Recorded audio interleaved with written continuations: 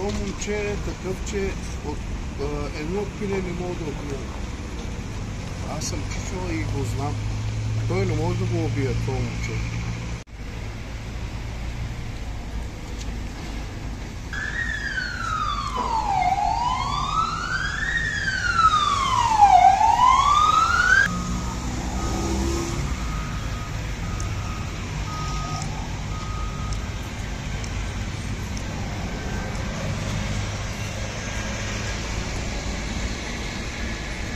Как да ти кажа,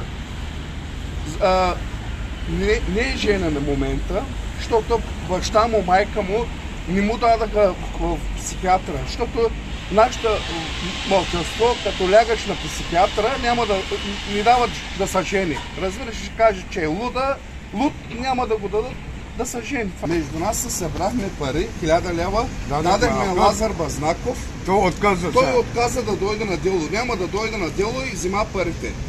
И казвам това, отишъл в полицията, Лазар Базнаков да му пита нещо и той посягал. Не може да посяга при полицаите, не може да посягаш. Ти да си затвора, не можеш да посягаш.